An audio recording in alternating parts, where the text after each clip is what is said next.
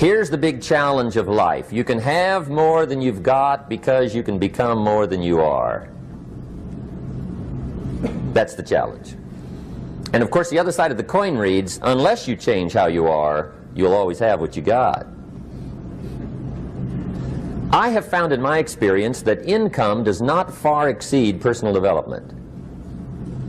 Now sometimes income takes a lucky jump, but sure enough, unless you grow out where it is, it'll usually come back where you are. Life has strange ways. If somebody hands you $1 million, best you become a millionaire quickly, so you get to keep the money. Otherwise, sure enough, it'll disappear. Somebody once said, if you took all the money in the world, divided it up equally among everybody, it would soon all be back in the same pockets. Incredible. Success is something you attract, not something you pursue. Success is looking for a good place to stay. So instead of going after it, you work on yourself. Personal development. See, the major question to ask on the job is not what are you getting. The major question to ask on the job is what are you becoming? See, the big question is not what am I getting paid here. The big question is what am I becoming here? Because true happiness is not contained in what you get. Happiness is contained in what you become. So that's our major subject for tonight, personal development. Of all the assignments Mr. Schoaf gave me at age 25, this was probably the most difficult. In fact, I'm still working on this one. I think it's an unending challenge to see what you can become. Life is known as the big if. Harry Truman once said, life is iffy. How true. And here's the big if we're going to consider it tonight. It's possible to do much better at the marketplace if you go to work primarily on yourself. And that's the theme of our seminar tonight. Learning to work primarily on yourself. People have asked me for the last 24 years, how do you develop an above average income? And the answer is, become an above average person. Develop an above average handshake. Some people want to be successful, they don't even work on their handshake. As easy as that would be to start on. They let it slide, they don't understand. Develop an above average smile. Develop an above average excitement. Develop an above average interest in other people. Develop an above average intensity to win. See, that'll change everything. Probably one of the most frustrating experiences in life is looking for an above average job with above average pay without becoming an above average person. It's called frustration.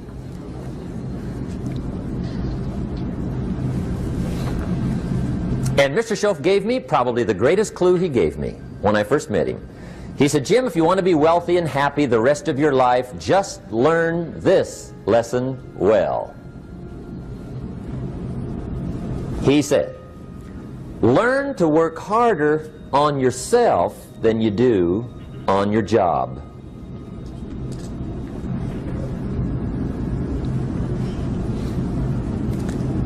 Then Mr. Schoaf gave me probably one of the most important clues among so many things he taught me, but this was in those early days. Mr. Schoaf was very kind, but he was also very abrupt. And he had these interesting questions to ask.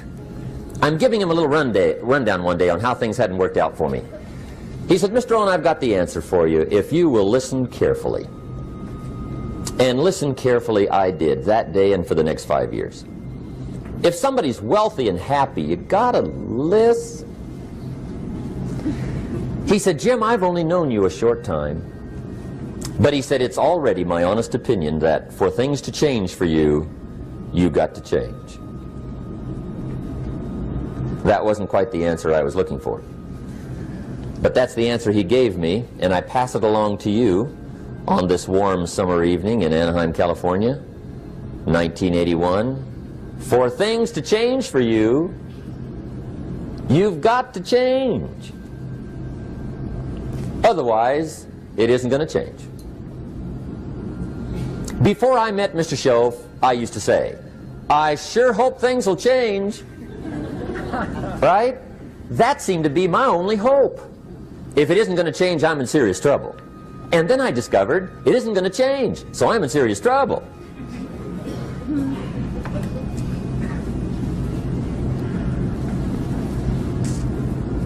See, I can tell you what the 80s are going to be like. You have dropped into the right place. I did a seminar one time for Standard Oil executives and management in Honolulu. And we're having a conference one day on this big conference table. And one of them said to me, "Mr. Rohn, you know some fairly important people halfway around the world. What do you think the 80s are going to be like?" I said, "Gentlemen, I do know the right people. I can tell you." So they all listened very carefully. And I said, "Gentlemen, based on my wide experience, I can really honestly say to you, in my opinion, in the 80s, it's going to be about like it's always been." Aren't you glad you came? That's inside. I don't pass that around just everywhere. Now, of course, I said that to make a point, but I also said it because it's accurate. It's going to be about like it's always been. It isn't going to change. The tide comes in, and then what? It goes out. For 6,500 years that we know of, recorded history, and probably long before that. So it is not going to change. It gets light, and then what? It turns dark. 6,500 years. See, it's not likely to change. And we're not to be startled by that. And if the sun goes down, the guy says, "What's happened? What's happened?" It means he hasn't been here long, I guess, right? It always goes down about this time. The guy says, "Well, I don't like that arrangement." Well, you got to talk to somebody besides me, right? It gets light, then it turns dark. In rotation, the next season after fall is what? Winter. Pray tell, how often does winter follow fall? Every year regularly for the last 6,500 that we know of. See, it is not going to change. Now, some winters are long, and some are short, and some are hard, and some are easy, but they always come right after falls. It isn't going to change. Sometimes you can figure it out, sometimes there's no way to figure it out. Sometimes it goes well, sometimes it gets in a knot. Sometimes it sails along, sometimes it gets in reverse. See, that's not going to change.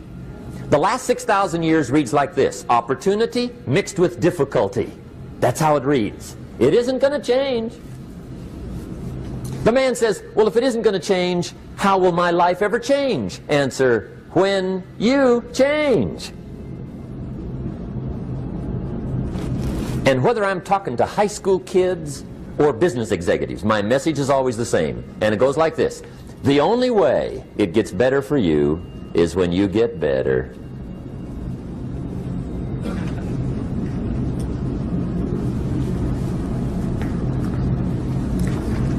Let me give you the 4 major lessons in life to learn. Here's 4 majors.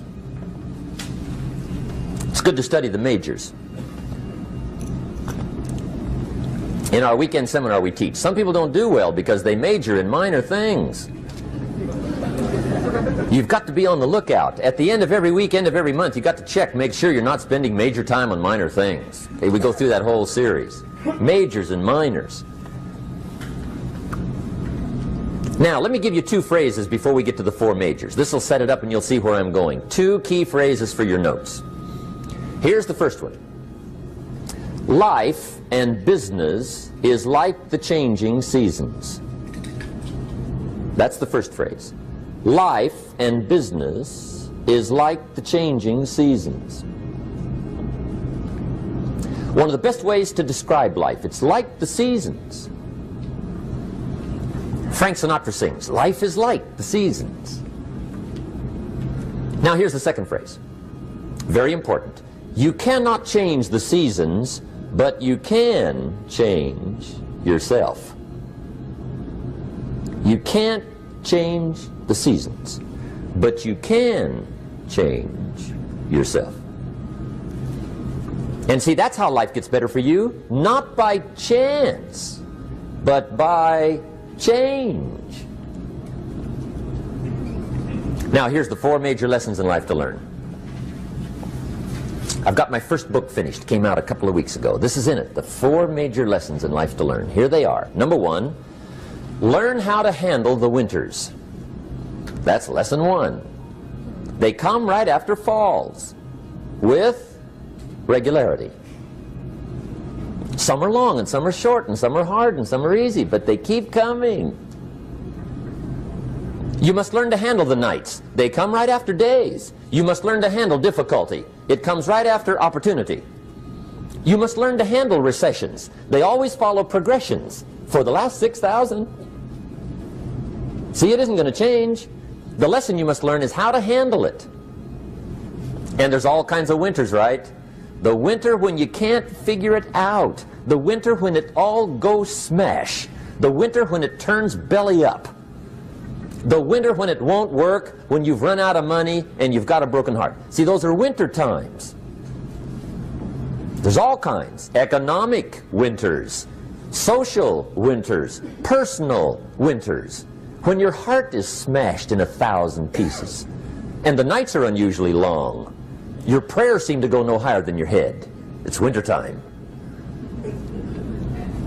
Barbra Streisand sings, "It used to be so natural to talk about forever, but used to be's don't count anymore. They just lay on the floor till we sweep them away. You don't sing me love songs, and you don't say you need me, and you don't bring me flowers anymore." A song of winter. But see, the disappointments come. Those are normal. That's part of life. But the question is, how do you handle it? How do you handle the coming winters and the disappointments and the down times? Well, you can't get rid of January by tearing it off the calendar. But here's what you can do. You can get stronger, you can get wiser, and you can get better. The winters won't change, but you can. And that's how life changes for you. See, before I understood, when it was winter, I used to wish it was summer. I didn't understand. When it was hard, I used to wish it was easy. I didn't know. And then Mr. Schoaf gave me a part of his very unique philosophy when he said, "Don't wish it was easier, wish you were better."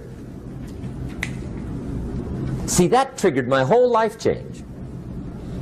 Don't wish for less problems, wish for more skills.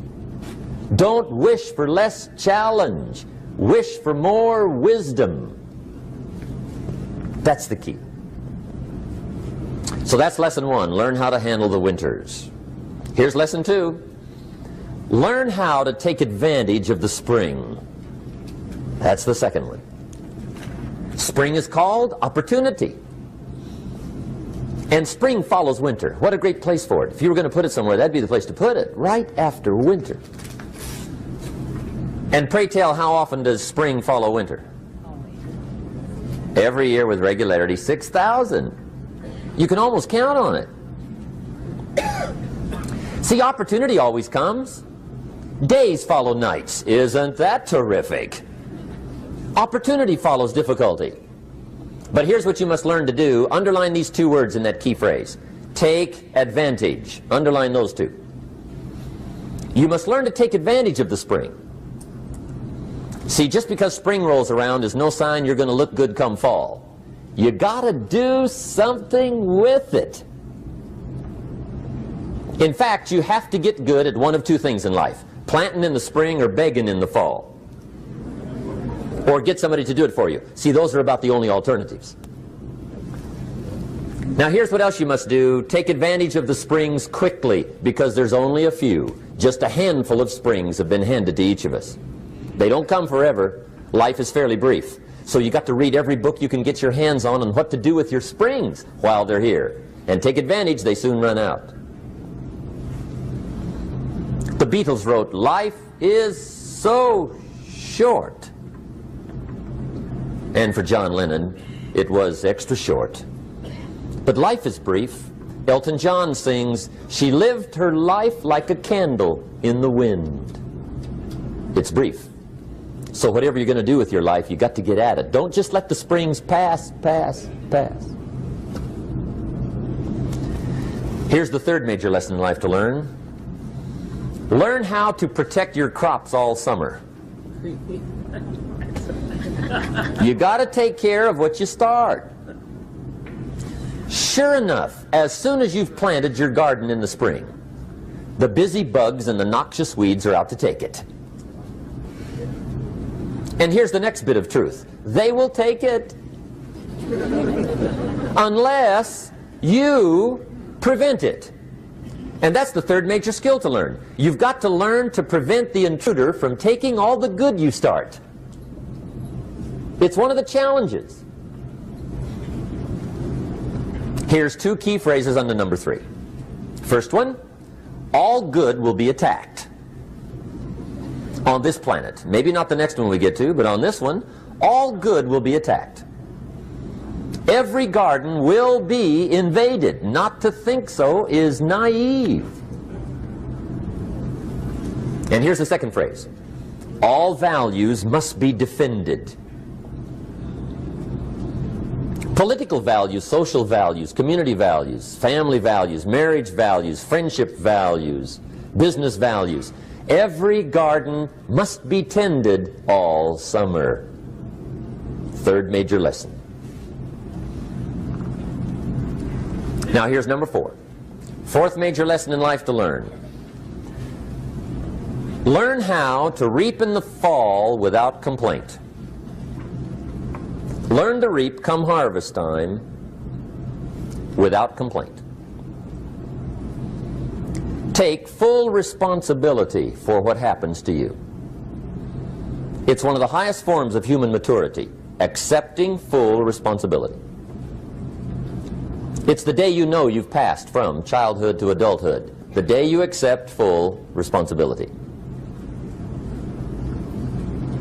And another note, learn to reap in the fall without apology. Without apology if you do well, and without complaint if you don't. That's maturity. I used to have that long list of reasons why I wasn't doing well. To explain. You got to explain, right? Otherwise you're going to look bad. I used to have this funny list called Reasons for Not Looking Good.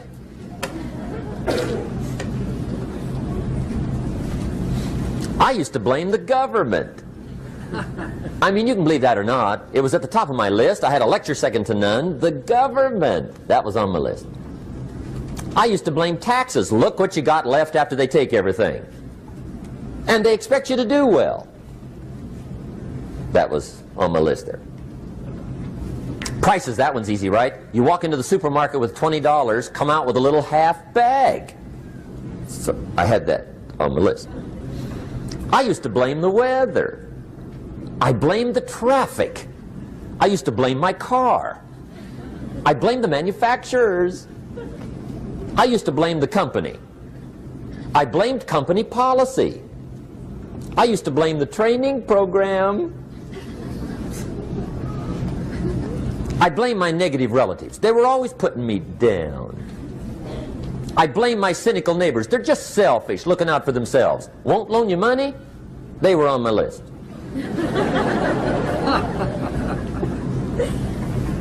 I used to blame the economy. I blamed the community. That's a pretty good list for not doing well, isn't it? I thought it was good. I'll never forget one day, Mr. Schoaf was very kind, but he was also very blunt. And this was no exception. And I'm glad he was blunt. There's a lot of things I'd have missed if he hadn't have been blunt. One day, with sort of a curious look on his face, he said, "Jim, just out of curiosity, tell me, how come you haven't done well up until now?" Excellent question. I thought, well, so I won't look too bad, I'll go through my list. And this list I just gave you, I put that on him.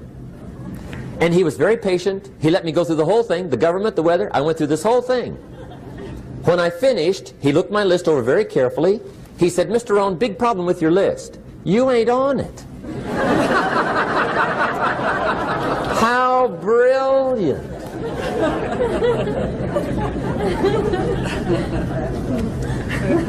When I went to work for him a few months later, I learned very quickly to tear up my list, reasons for not doing well, and I threw it away. And I got me a fresh piece of paper. And I put one word on it. Me.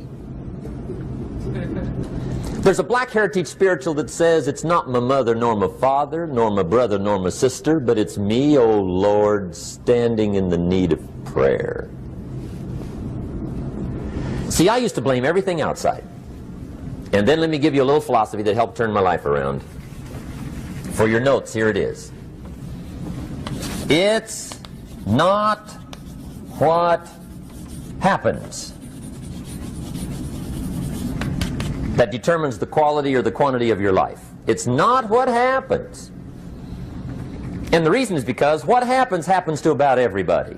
No different. The sun went down on all of us last night. A common event, a happening. And I found out that the same things can happen to two different people. One gets rich and one stays poor. Why is that? It's because it's not what happens, but rather it's what you do that changes everything. So that's a key phrase. It's not what happens, it's what you do. What happens is about the same. You might put that in parentheses here. Same. What people do, that's what's different. Anything can happen, right? Everything can happen. I've heard all the stories. I've been one of the stories. Hey, we could all tell stories all night long, right? Happenings. Anything can happen. Have you heard of Murphy's Laws? Anybody here heard of Murphy's Laws? Okay, most of you have. Murph had these laws. One of them was, if anything can go wrong, it will. That's one of Murphy's Laws. He was not one of the great positive speakers of the day. But anyway, it's still true though, right? Anything can go wrong, everything can go wrong. For sure. I've fallen out of the sky so many times. Once to the tune of a couple of million. Devastating. Took me a while to survive that one. Now, it wasn't all that much, but it was all I had. Right? I mean, that's when it's much, right? When it's all you got. If you got 3, 2 go, you got 1 left, you ain't looking that bad. But when it all goes. Has anybody been there when it all went? Anybody? Come on, the rest of you liars. Go ahead. Hey, we've all been there, right? When it all went. Of course, it used to be a long time ago, right? When you ran out of money, got to 0, you were all through. Heck, now you can whistle right on by 0, right? I mean, they will bury you. That's what they will do.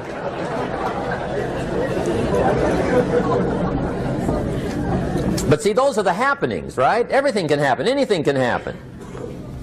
But it's not the happenings. It's what you do about it. Somebody says, yeah, but you don't understand the disappointments I've had. Come on. Everybody's had their share. Disappointments are not special gifts reserved for the poor. Everybody has them. The difference is what you do about them. It's not the weather. I used to blame the weather, and I discovered it rains on the rich. So see, that won't help. 2 men wake up one morning, there's a rainstorm on. One of them looks out his window, sees the rainstorm, and he says, wow, what a storm. With weather like this, they can't expect you to go out and make sales. He stays home. Same morning, the other guy looks out his window, sees the same storm, says, wow, what a storm. But he says, you know what, with weather like this, what a great day to go out and make sales. Most everybody will probably be home, especially the salesman.